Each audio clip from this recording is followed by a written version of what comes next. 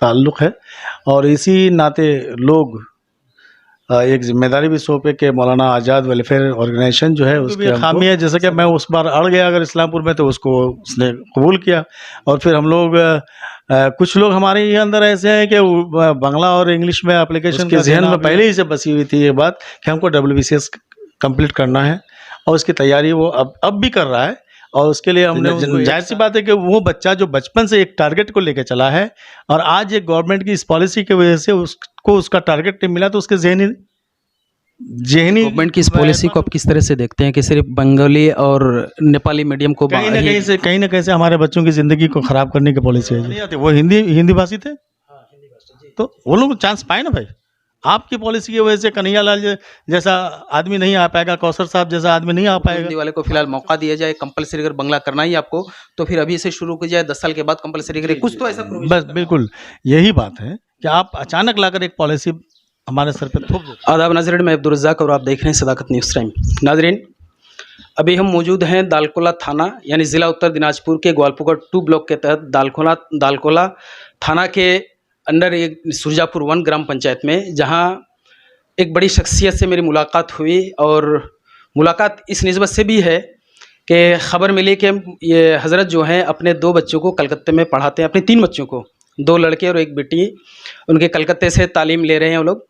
तो पता चला कि वो भी WBCS की तैयारी करते हैं। माशाल्लाह बड़ी अच्छी पहचान है, इस शख्स को तो आप अच्छी तरह से पहचानते हैं। मैं फिर भी मुख्तसर सा सर का तारुफ कराना चाहता हूँ। आप हैं जनाब मास्टर नसीर गालिब साहब, जो प्राइमरी स्कूल में भी, गवर्नमेंट प्राइमरी स्कूल में वो सर्विस दे चुके हैं और फ़िलहाल मौलाना आज़ाद वेलफेयर ऑर्गेनाइजेशन एक NGO है, ये प्रेसिडेंट हैं। और अल्हम्दुलिल्लाह उस ऑर्गेनाइजेशन का मतलब ही है जो एजुकेशन पर ज़्यादा काम कर रही है। एजुकेशन पर काम करे, इसलिए सर जो है हमेशा एजुकेशन के मामले में इलाके में जितने स्कूल्स हैं या फिर इलाके के बच्चों के लिए तालीमी बेदारी मुहिम भी चलाते हैं। कई बार इनको कई प्रोग्राम में भी देखा गया है। और आप माहिर तालीम के साथ साथ सियासी तौर पर भी और समाजी तौर पर भी लोगों के साथ हमेशा खड़े रहते हैं। लेकिन आज जो सर की बड़ी पहचान है वो तालीम से जुड़े हुए होने की वजह से, वो खुद मौलाना आज़ाद वेलफेयर ऑर्गेनाइजेशन एक NGO, वो उनके प्रेसिडेंट हैं। तो इनसे मेरी कुछ बातचीत होगी और उनके बच्चे की तालीम कैसी चल रही है और आज वो अपने बच्चों को किस हद तक पहुँचाए हैं और कहाँ तक लेके जाना है। तो सर, सबसे पहले आपको सदाकत न्यूज़ टाइम में आपका खैर मकदम है सर। शुक्रिया। मुख्तसर से अपना तारुफ करा दें, फिर उसके बाद बात आगे बढ़ाएंगे। अस्सलाम वालेकुम, नमस्कार। मैं सदाकत न्यूज़ का शुक्रिया अदा करते हुए मैं अपनी जो आइडेंटिटी है मैं बता रहा हूँ कि मेरा नाम नसीर गालिब है। मेरा गांव कमलपुर है, सुरजापुर 1 ग्राम पंचायत के तहत दालकोला थाना और चाकुलिया जो हमारा ग्वालपुर 2 के नाम से ब्लॉक है, वहाँ के रहने वाले हैं। सर, आप चूँकि अभी आप ऑर्गेनाइजेशन के प्रेसिडेंट हैं मौलाना आज़ाद के, तो सर आपकी तालीम कहाँ तक है? मैं इंसान कॉलेज किशनगंज से ग्रेजुएशन कंप्लीट किया 87 में। और चूँकि तालीम से जुड़े रहने की वजह से उधर से मेरी मोहब्बत भी है, उनसियत है तालीम के साथ। तालीमी बेदारी जो लोग इस मुहिम को चलाते हैं, तालीमी बेदारी कहते हैं, तो उनसे मेरा अच्छा ताल्लुक़ है। और इसी नाते लोग एक जिम्मेदारी भी सौंपे कि मौलाना आज़ाद वेलफेयर ऑर्गेनाइजेशन जो है उसके हमको सदर भी बनाए। और इसके तहत हम लोगों ने कई डिपुटेशन ब्लॉक में भी दिया कि हमारे जो हम लोग जो उर्दू वगैरह में दरख्वास्त नहीं लिखते हैं, बांग्ला और इंग्लिश हमारे यहाँ इलाके के लोग नहीं जानते हैं। चूँकि ये ग्वालपुर का जो इलाका है, इस्लामपुर का इलाका है, यहाँ ज़्यादातर लोग उर्दू जानते हैं चूँकि ट्रांसफर्ड एरिया भी है। और इस वजह से लोग जानते हैं कि यहाँ की आबादी उर्दू जानने और उर्दू बोलने वालों की आबादी बहुत ज़्यादा है। इसलिए इस ऑर्गेनाइजेशन के तहत हम लोगों ने दालकोला थाना, चाकुलिया थाना, चाकुलिया हॉस्पिटल, चाकुलिया ब्लॉक वगैरह में डेपुटेशन भी दिए थे और अपना मेमोरेंडम भी पेश किए थे कि हमारे यहाँ जो है बांग्ला और इंग्लिश के अलावा उर्दू में भी दरख्वास्त को कबूल किया जाए और उस पर काम किया जाए। हम लोग इसको करते आ रहे हैं, लेकिन आज तक इसका कोई मुस्बत हम लोग को नतीजा बरामद नहीं हो पाया है और इंशाअल्लाह इसके लिए हम लोग जद्दोजहद करते रहेंगे। जी, मुझे भी याद है कि आप लोग जो है इस इलाके में जहाँ जहाँ जैसे दालकोला, चाकुलिया और चाकुलिया हॉस्पिटल वीडियो के पास भी शायद आप लोग गए थे, और उर्दू में ही वो मेमोरेंडम दिया गया था कि उर्दू ज़बान को यहाँ पर वो मकाम मिलनी चाहिए, क्योंकि ये असल में ज़ाहिर बात है इसमें कई ऑर्गेनाइजेशन, मौलाना आज़ाद वेलफेयर ऑर्गेनाइजेशन, ग्वालपुकर 2 की आवाज़, यूथ मूवमेंट, ये लोग कई ऑर्गेनाइजेशन मिलकर काम किए थे। ये काबिल तारीफ़ भी है सर। आज दरअसल ये है, आप लोग जो वो मेमोरेंडम उर्दू में दिए थे, तो उसके बाद वो जो आप लोग की जो मांग थी, क्या वो मांग हो पाई? यानी साइन बोर्ड में भी उर्दू को जगह मिले, कुछ ऐसी मांग थी? नहीं हो पाया, चूँकि जो अफसरान थे वो लोग, उन लोगों ने हम लोगों को एक उम्मीद दिलाई थी कि ठीक है, आप लोगों का इस मेमोरेंडम को हम लोग हुकूमत तक पहुंचाएंगे और उसके तहत अगर उधर से कुछ इजाज़त मिली तो हम लोग उस पर काम करेंगे।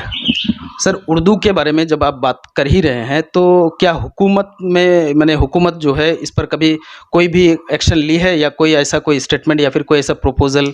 देखिए, हम लोग जो बचपन से ही कहेंगे कि जानते थे कि हमारे यहाँ मगरबी बंगाल में उर्दू को इस्लामपुर सब डिवीज़न, खासकर आसनसोल और कलकत्ता के लिए सेकंड लैंग्वेज का दर्जा दिया गया, लेकिन आज तक उस सेकंड लैंग्वेज का कुछ हम लोगों को अता पता नहीं चल रहा है। एक बार इस सिलसिले में जब मेरे पढ़ने का ज़माना था, इस्लामपुर में जो वो एक ऑफिस है, लेबर ऑफिस, जहाँ हम लोग एक्सचेंज कराते थे, वहाँ जाकर एक मदरसे के लड़के को एक्सचेंज कराने में वो कह रहा था कि यहाँ पे उर्दू वालों का कुछ नहीं होगा, तो हमसे बहुत सारी बहस हो गई थी, झगड़ा भी हो गया था, और बाद में उस चीज़ को वो कबूल किया। चूँकि हमने उस पर ज़िद पे अड़ गया था मैं कि भाई आप लिख करके दो कि यहाँ पे इसको कबूल नहीं किया जाएगा, माना नहीं जाएगा, तो फिर उसने बाद में उसको चीज़ को लिया। और ये कहीं ना कहीं से हम लोगों की भी एक खामी है, जैसे कि मैं उस बार अड़ गया अगर इस्लामपुर में, तो उसको उसने कबूल किया। और फिर हम लोग कुछ लोग हमारे ये अंदर ऐसे हैं कि बांग्ला और इंग्लिश में एप्लीकेशन का देना अभी अपनी शान शायद समझ रहे हैं। हम लोग अगर उम्मीद है कि ये जद्दोजहद अगर जारी रखें और अपने इस पर अड़े रहें कि हमारी मांगें पूरी हो। जैसे कि बिहार में अभी देखिए ट्रांसलेटर की अभी फ़िलहाल बहाली हुई है हर ऑफिस में। हमारे यहाँ भी ऐसा एक ऑप्शन मिल सकता है कि भाई अगर हम उर्दू में दरख्वास्त को लिखकर हर जगह हर ऑफिस में देंगे तो हमें उम्मीद है कि हम लोग कामयाब हो जाना। सर, ये 2012 में हुकूमत मगरबी बंगाल यानी ममता बनर्जी ये जो है एक ये भी पास कराई थी, रेजोल्यूशन भी पास कराई कि जहाँ उर्दू कम से कम 10% बोलने वाले होंगे, वहाँ की दूसरी सरकारी ज़बान उनको मतलब हैसियत मिल जाएगी। जी, ये मुझे भी याद है कि जब 2011 में ममता बनर्जी यानी टीएमसी की सरकार आई थी, तो उन्होंने ऐसा एक कहा था कि जहाँ 10% आबादी उर्दू वालों की होगी, वहाँ का सेकंड लैंग्वेज उर्दू ही होगा, ऐसा वो बोली थी। लेकिन आज तक उस पर कोई कार्रवाई भी नहीं हुई, ना उस पर कोई अमल हुआ। तो उसको अमली जमा आज तक नहीं पहनाया गया। अच्छा। तो सर, आप चूँकि बहुत दिन से यहाँ पर तालीमी खिदमत अंजाम दे रहे हैं, हर मामले में आप चूँकि गवर्नमेंट जॉब में भी रहे, बच्चों को भी पढ़ाए, आप कई कोचिंग सेंटर से भी जुड़े हुए हैं, और मौलाना आज़ाद वेलफेयर ऑर्गेनाइजेशन जो खुद तालीम पर ही ज़्यादा काम कर रही है, तो वेलफेयर है इसलिए ज़्यादा। तो आप सर कहीं पर भी उर्दू में कुछ लिख कर जमा किया आज तक ऑफिस में, किसी सरकारी ऑफिस में? वो जो हम लोग मेमोरेंडम वगैरह दिए थे वही था। उसके बाद फिर आपने कभी ऐसा नहीं किया, या लोगों को भी लिख के नहीं दिए कि भाई अपनी दिल की बात आप उर्दू में ज़्यादा लोगों को वर्गलाते रहे? और ऑफिस में मेरी एक आदत है कि हम ज़्यादातर ऑफिस में अगर जाने से हम उर्दू ही में बात करने की कोशिश करते हैं, बस ये मेरा। यानी उर्दू और हिंदी। सर, एक पॉइंट चूँकि जब उर्दू की बात आ ही गई तो मैं आपसे थोड़ा सा पूछ लूँ, आप अपने बच्चों की तालीम जो है कहाँ करा रहे हैं? जी, देखिए, मेरा बड़ा लड़का माशाल्लाह मदरसे में भी पढ़ा, उसका शौक़ जब जगा कि नहीं स्कूल से भी जाना चाहिए, चूँकि दुनियावी तालीम भी ज़रूरी है, तो वो एमए बीएड कलकत्ता यूनिवर्सिटी से गए, एमए किया, ये किया, वो ग्रेजुएशन कंप्लीट करके फिर आलिया यूनिवर्सिटी से एमए और वहीं से बीएड भी किया है, और आज नौकरी की तलाश में दर-बदर की ठोकरें खाता है। और दूसरा जो मेरा बेटा है, असजद नासिर नाम है उसका, बड़ा बेटे का नाम अरशद नासिर है, दूसरा बेटा असजद नासिर है। वो इस ज़हन के साथ, चूँकि मैट्रिक का रिजल्ट बहुत ही अच्छा था उसका, तो वो साइंस लेके भी पढ़ सकता था, लेकिन उसके ज़हन में पहले ही से बसी हुई थी ये बात कि हमको WBCS कंप्लीट करना है, और उसकी तैयारी वो अब भी कर रहा है। और उसके लिए हमने उसको 1 साल का कोचिंग भी कराया। वो सियालदह के पास एक कोचिंग है द टेलीग्राफ नाम से, वहाँ से कोचिंग भी कराया, और एक बार वो एग्ज़ाम में बैठा भी है। लेकिन अब चूँकि ये जो नया एक नोटिफिकेशन के बाद घबराहट सी मुझे भी हो रही है, और 2025 में जो नोटिफिकेशन जारी किया गया कि यहाँ पे बांग्ला और नेपाली और बांग्ला, नेपाली या बांग्ला कंपलसरी माना जाएगा, और बाकी लैंग्वेज के बारे में कुछ भी नहीं कि जबकि यहाँ की आबादी के हिसाब से मैं एक रेशो बता रहा हूँ आपको कि हमारे यहाँ जो है हिंदी बांग्ला तो है ही है, चूँकि बंगाल है, तो हिंदी बोलने वालों की तादाद परसेंटेज के लिहाज से अगर देखें तो 5% है, संथाली 2.65% है, उर्दू 1.82% है, नेपाली 1.27 है। हमें किसी लैंग्वेज से बैर नहीं है, लेकिन यहाँ पे 1.27 वाले को मौका दिया जा रहा है, और हमारे जो हिंदी पढ़ने वाले बच्चे हैं, उर्दू पढ़ने वाले बच्चे हैं, जिसके माँ बाप का एक ख्वाब है, और माँ बाप का ख्वाब है कि मेरा बच्चा किसी अच्छे ओहदे पर जाए, एडमिनिस्ट्रेटिव लाइन में जाए, लेकिन चूंकि सरकार की इस पॉलिसी की वजह से आज हमारा बच्चा हर तरह की मेहनत और हर तरह से की काबिलियत के बावजूद, चूंकि हमारे यहाँ की तालीम जो है ना, वो हम लोग उर्दू में ही लेते हैं, तो उर्दू मैंने हर तरह के मैंने सलाहियत के बावजूद आज गवर्नमेंट की इस पॉलिसी की वजह से, तब तो एग्ज़ाम में एप्लीकेशन भी नहीं जमा कर पाएगा, तो एग्ज़ाम कहाँ से देगा। तो जाहिर सी बात है कि वो बच्चा जो बचपन से एक टारगेट को लेकर चला है, और आज एक गवर्नमेंट की इस पॉलिसी की वजह से उसको उसका टारगेट नहीं मिला, तो उसके जहनी एतबार से वो क्या बन सकता है। और गार्जियन जो इतनी मेहनत, मैं ही, आपने कहा ना कि मैं उस्ताद की हैसियत से था, नहीं, मैं एक पैरा टीचर की हैसियत से प्राइमरी स्कूल में बहुत ही मेहनत जद्दोजहद के साथ आज भी बच्चों की तालीम के पीछे परेशान हूँ। अगर मेरा ये ख्वाब पूरा ना हो, मैं अपने बच्चे को उस ओहदे तक नहीं पहुंचा सका, एक गवर्नमेंट की पॉलिसी की वजह से, वो अपनी सलाहियत के बिना पर जो भी हो जाए, वो एक मायने नहीं रखता, लेकिन गवर्नमेंट की पॉलिसी ऐसी है कि बच्चे को इम्तिहान ही में बैठने नहीं दिया जाए, तो भाई ये तो बहुत अजीब सी बात है। और माशाल्लाह मेरी एक बेटी अभी मौलाना आज़ाद कॉलेज में ग्रेजुएशन में पढ़ती है, वो कोलकाता में, और वो अभी Islamic studies and Islamic history and culture को लेकर के ऑनर्स कर रही है। जाहिर सी बात है कि इस्लामिक कल्चर एंड हिस्ट्री को लेकर ऑनर्स कर रही है, तो इसका इंग्लिश या उर्दू ही है। कल को अगर किसी कंपटीशन में बैठना चाहेगी WBCS वगैरह में, तो वो भी नहीं बैठ पाएगी। तो भाई मेरे ख्वाब का क्या हुआ, मेरे बच्चों के ख्वाब का क्या हुआ। मैंने जो इतनी मेहनत की उसके पीछे, और वो बचपन से जो एक टारगेट को लेके चला है, तो आज क्या होगा, उसका मंजिल उसको मिलेगी नहीं, तो मंजिल से कोसों दूर हो जाएगा एक पॉलिसी के वजह से। सर ये सुने के, और मैं भी ये देखा कि 2025 यानी 25 अप्रैल 2025 को जो नोटिफिकेशन जारी किया, उसमें सिलेबस है WBCS को वाज़ा कर दी गई है कि मेंस पेपर जो 300 मार्क्स के हैं, उसे किसी भी तरह से, वो लैंग्वेज पेपर है, वो सिर्फ 2 ही लैंग्वेज को वहाँ जगह मिली है, बंगाली और नेपाली।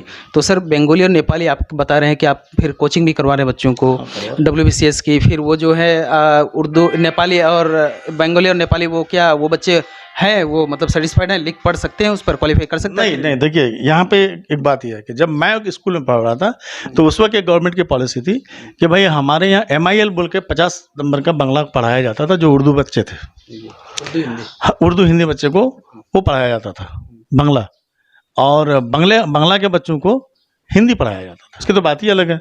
और उर्दू भी कहीं कम नहीं है। आज फॉरेन में जाइए, बाहरी ममालिक में जो उर्दू और हिंदी ही की बात है, बांग्ला नहीं है, नेपाली नहीं है। तो फिर ये तो बांग्ला, ये हिंदी और उर्दू वाला क्या करेगा भाई, जगह नहीं दे रहे हैं आप। तो सर ये गवर्नमेंट की इस पॉलिसी को आप किस तरह से देखते हैं कि सिर्फ बंगाली और नेपाली मीडियम को कहीं ना कहीं से हमारे बच्चों की ज़िंदगी को ख़राब करने की पॉलिसी है ये। भैया मैं तो पहले ही बोला ना कि जब भी कोई बच्चा पढ़ता है तो उसका एक टारगेट होता है, एक निशाना होता है कि भाई हमें इस मंजिल तक पहुंचना है, और वो ठीक उसी रास्ते पे चल रहा है, लेकिन रास्ते में कांटा अगर कोई बिछा दे तो आगे तो नहीं बढ़ पाएगा। तो गवर्नमेंट की कहीं ना कहीं ये पॉलिसी जो है वो कांटा बिछाने का काम कर रही है। सर एक हकीकत भी है कि अगर जिस मैंने देखिए, कोई भी जो पढ़ाई भी करते हैं, वो कहीं ना कहीं सबसे फर्स्ट प्रायोरिटी तो उसको कहीं ना कहीं जॉब भी है, क्योंकि उसको अपनी ज़िंदगी में मतलब लाइफ जो है उसको लेके गुजरना है। साथ साथ जो है, अब अगर सरकार की तरफ से उसको नौकरी ना मिले, यानी उस पर उसको फ़ायदा ना हो, तो कल लगता है कि जो आने वाली जनरेशन है, वो आने वाली नस्ल शायद इससे दूर हो जाएगी, तारीकी में चली जाएगी।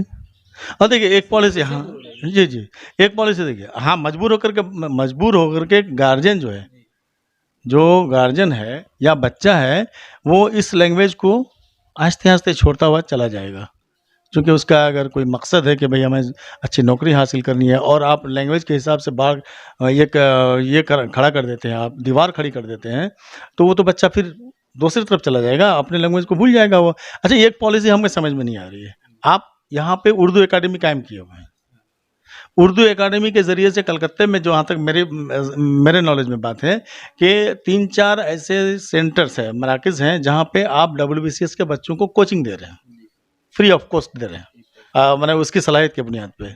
आप कोचिंग ले रहा है बच्चा, लेकिन आप दूसरी तरफ क्या कर रहे हैं भाई, लैंग्वेज ही को हटा दे रहे हैं। तो उर्दू एकेडमी क्यों है, सवाल तो यहाँ पे पैदा होता है। उर्दू एकेडमी के पीछे हमारे सरकार का इतना पैसा जा रहा है, आप बच्चों को फ्री ऑफ कॉस्ट कोचिंग दे रहे हैं, और वो बच्चा कोचिंग लेने के बाद जब फॉर्म फिलअप करने जाएगा तो वो तो फॉर्म फिलअप नहीं कर पाएगा, चूंकि उसका लैंग्वेज बाहर आ जाता है। तो फिर आप कोचिंग देकर क्या कर रहे हैं, फिर उर्दू एकेडमी खोलकर क्या कर रहे हैं भाई? अगर ऐसे ही करना है तो आप बुनियादी तौर पे उर्दू और हिंदी वाले बच्चों को स्कूल ही में एक ऐसा सिस्टम पैदा कीजिए जहाँ पे वो बांग्ला, एक इम्तिहान में बांग्ला नहीं हो, लेकिन वो बांग्ला सीख पाए। ऐसी अगर एक पॉलिसी आप ले रहे हैं तो ठीक है, चलिए। लेकिन ऐसा ही क्यों? ये नेपाली से मुझे कोई बैर नहीं है, 1.27 उसकी आबादी है, वो जानने वाले नेपाली जानने वाले हैं, और हमारा कहीं ना कहीं से 1.86% है, तो हम ज़्यादा हुए। हिंदी यहाँ पे दूसरी बड़ी ज़बान है, 5% है, आप उसको जगह नहीं दे रहे हैं, उर्दू को जगह नहीं दे रहे हैं। संथाली जो यहाँ पे 2 पॉइंट समथिंग है, आप उसको जगह नहीं दे रहे हैं, नेपाली को उठा के ला रहे हैं। क्या बात, ये कौन सी पॉलिसी है? नहीं सर, असल में देखिए, एडमिनिस्ट्रेशन में मुझे जहाँ तक नॉलेज है कि बंगाल में जो नॉर्थ बंगाल रीजन है, वहाँ पर नेपाली बोलने वालों की एक बड़ी आबादी रहती है, और इधर जो है पूरे बंगाल साउथ जो है वो तकरीबन बंगाली ही बोलने वाले हैं। तो जो है एडमिनिस्ट्रेटिव डिपार्टमेंट में अगर काम करना चाहते हैं, सर्विस करना चाहते हैं, तो रीजनल लैंग्वेज तो आपको आना होगा, ये तो तय। तो रीजनल लैंग्वेज लाने के लिए तो पॉलिसी उनको इख्तियार करना पड़ेगा ना भाई। पॉलिसी बनाइए, आप बच्चों को मजबूर कर दीजिए कि भाई 50 नंबर का आपको ये पढ़ना पड़ेगा, मजबूरन पड़ेगा। ये भी है। वो आप पॉलिसी इख्तियार कीजिए ना, बच्चों को मजबूर कर दीजिए कि भाई आप हिंदी पढ़ने वाले हैं, आप उर्दू पढ़ने वाले हैं, तो आप जो है बांग्ला आपको पढ़ना पड़ेगा, भले इम्तिहान में उसकी जगह ना हो, बात अलग है, लेकिन सिखाने के लिए आप दीजिए ना। इससे और दूसरी बात यह सुनिए, ये हमारा एरिया, खासकर हम अपने एरिया की बात कर रहे हैं। जब ये बिहार से ट्रांसफ़र होकर बंगाल में आया तो गवर्नमेंट की एक पॉलिसी तो थी कि यहाँ के लोगों की ज़ुबान का ख्याल रखा जाएगा। आप उस पॉलिसी को, SRC शायद उसका नाम था, उसको उठा कर देखिए। जब इसको ट्रांसफ़र किया गया तो यहाँ पे कुछ कंडीशंस थे, उस कंडीशंस के हिसाब से ये भी बात थी कि यहाँ के लैंग्वेज के साथ कोई छेड़छाड़ नहीं, बल्कि इसकी अहमियत दी जाएगी। आज अगर हमारे बच्चों की तालीम के रास्ते में ये रुकावट पैदा करते हैं, हमारे बच्चों का मुस्तकबल, जो रोशन मुस्तकबल उसको हासिल करना था, और रोज़ी रोटी हासिल करने का मामला था, आज हमारा बच्चा MA करके, BA करके, इतनी तैयारी के बाद अगर एग्ज़ाम में नहीं बैठ पाता है तो क्या करेगा? वो पंजाब में जाके सरिया का काम करेगा। हाँ, अफसोसनाक बात है ये भाई। उसको मजबूर होकर के जाके कुली का काम करना पड़ेगा। क्या आप चाहते हैं, या क्या ये सरकार चाहती है कि ये उर्दू और हिंदी जानने वाले बच्चे जाकर के कुली का काम करें? आप जगह दीजिए ना उसको, फिर हमारी सलाहियत को देखिए कि हम उस काबिल हैं कि नहीं है, उस जगह को हासिल कर पा रहे हैं कि नहीं कर पा रहे हैं। इससे पहले की पॉलिसी थी कि लैंग्वेज जो जिस लैंग्वेज का हो, क्वालिफाइंग मार्क उसी में आना पड़ेगा। देखिए आज बहुत सारी जगह में, हमारे यहाँ एक ज्वाइंट वीडियो थे, कौसर साहब प्रमोशन पाते पाते आज बहुत अच्छी जगह में चले गए। मेरी उनसे मुलाकात है, आज भी फेसबुक में बातें होती हैं उनसे। वो जब लैंग्वेज में अब क्वालिफाइंग बोले, कुछ दिन पहले कन्हैया थे, वो हिंदी भाषी थे, तो वो लोग चांस पाए ना भाई। आपकी पॉलिसी की वजह से कन्हैया लाल जैसा आदमी नहीं आ पाएगा, कौसर साहब जैसा आदमी नहीं आ पाएगा। हमारे बच्चों में कम सलाहियत है क्या? वो तो दूर की बात है। अब कानकी, सर मेरे नॉलेज में है कि कानकी के एक उर्दू पढ़ने वाले बच्चे आज WBCS ऑफिसर हैं। उसको उस वक्त उन चूँकि मौका मिला था। हिंदी वाले भी हैं, एक सानी भाई हैं, उनसे भी मेरी अच्छी पहचान है, वो भी उर्दू ये हिंदी पढ़ के वो आज WBCS ऑफिसर हैं। तो कहीं ना कहीं अगर ये ज़बान बैरियर हो जाता है, सिर्फ 2 ही ज़बान पर बात आ रही है, तो फिर ये तो बहुत परेशानी की बात है। हमारे बच्चों के लिए परेशानी की बात है, और उन वालिदैन का ख्वाब जो है वो चकनाचूर हो जाएगा। तो आप इसके जिम्मेदार सिर्फ और सिर्फ इस गवर्नमेंट की पॉलिसी होगी। नहीं तो सर, इसका तो हल निकालना होगा ना। हाल यही है कि अब शायद चूँकि अपने मकासद को हासिल करने के लिए पहले तो एक बातचीत तो है, उसके बाद अगर ज़रूरत पड़ी तो फिर एहतजाज भी है। एहतजाज भी करना पड़ेगा, तो उसके लिए करना पड़ेगा, चूँकि हमारे बच्चों का मुस्तकबिल का मामला है। हम सबों को चाहिए, ये ज़बान से किसी को बैर नहीं होनी चाहिए, लेकिन अपनी ज़बान के लिए तो भाई एहतजाज करना पड़ेगा, आपको आना पड़ेगा। बातें करनी पड़ेगी, सरकार से इस बात की का मुतालबा करना पड़ेगा कि आपके नोटिफिकेशन की वजह से ऐसा हो रहा है भाई, हम सबों को भी मौका दीजिए आप। और मजबूर कहीं न कहीं वो मजबूर हो जाएगा कि भाई ठीक है, ये पॉलिसी गलत हो रही है, काहे कि सरकार भी तो बहुत वाइड नॉलेज रखता है इसके बारे में, उसके हर तरफ अमला मौजूद हैं, वो सब चीज़ को अगर वो हासिल करके अगर गवर्नमेंट के नॉलेज में बात दे, तो हो सकता है कि गवर्नमेंट भी अपनी पॉलिसी बदलने के लिए मजबूर हो जाए। तो सर आप जो है गवर्नमेंट को क्या ये देना चाहते हैं, मैसेज देना चाहते हैं कि इसे किस तरह से सुधारा जाए, या फिर उर्दू हिंदी वालों के साथ किस तरह से मौका आप क्या चाहते हैं? देखिए, हुकूमत उसकी है, कागज़ कलम का मालिक वो है, सारी पॉलिसी वो तैयार करती है। हमारे यहाँ की सरकार, चाहे वो किसी भी पार्टी से हमको कोई मतलब नहीं है। हम बचेंगे, हमारे बच्चे बचेंगे, तो सारी पॉलिटिक्स है, सारी पॉलिसीज़ है, सब कुछ है। हम ही नहीं बचेंगे, हमारा बच्चा हर तरह की मेहनत के बाद अगर बेकार हो रहा है, तो फिर वो अल्लामा इकबाल का वो शेर है, जिस खेत से दाका को मुयस्सर न हो रोज़ी, उस खेत के हर खोसे गंदम को जला दो। बस ये। सर इससे पहले मेरी एक लड़के से मेरी बातचीत हुई, वो भी आप ही की तरह जो है सोशल एक्टिविस्ट हैं और एजुकेशन पर अक्सर उनकी मेहनत रहती है, काबिल तारीफ़ है, मैं उनको बहुत पहले से भी जानता हूँ। वो बहुत बच्चों को फ्री ऑफ कॉस्ट ट्यूशन भी देते हैं, पढ़ाते हैं। बड़ा मैंने उनका जो ये है कहना है कि भाई बच्चे पढ़ेंगे तभी तो आगे बढ़ेंगे, अगर हम इलाका को सुधारना चाहते हैं पहले एजुकेट करना पड़ेगा। तो उन्होंने एक बात रखी थी कि सर इसका हल जो है, जैसे बिहार में है, बच्चे कहीं से भी अब किसी भी भाषा में अगर वो नन हिंदी वाले हैं तो वहाँ जाकर उसको नन हिंदी 50 नंबर का कंपलसरी रखना पड़ता है, उसके बाद वो एलिजिबल हो जाता है। अगर वही गवर्नमेंट वही पॉलिसी यहाँ पर लेके आए कि यहाँ जो है उसको नन बंगाली वाले को 50 नंबर कंपलसरी करा दे पढ़ाई, मतलब प्राइमरी से हायर एजुकेशन तक, तो फिर सर कोई परेशानी नहीं होगी। क्या आपको ऐसा लगता है? बिल्कुल, चूँकि मैं खुद अपनी बात बताया ना पहले कि मनोड़ा हाई स्कूल से मेरा मैट्रिक है।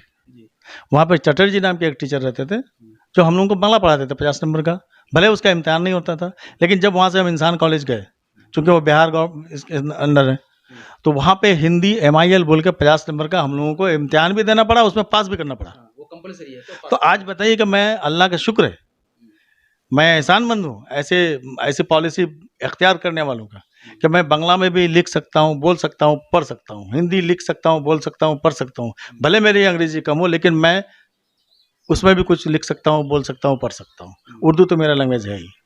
आज अल्लाह का शुक्र है कि मैं चारों ज़बान में बात कर सकता हूँ, चूँकि ये पॉलिसी गवर्नमेंट की ऐसी थी कि यहाँ बंगाल में पढ़ते हुए बांग्ला सीखना पड़ा, बिहार में पढ़ते हुए हिंदी सीखना पड़ा। अगर गवर्नमेंट की ऐसी पॉलिसी होगी तो सारे बच्चे एलिजिबल हो जाएंगे।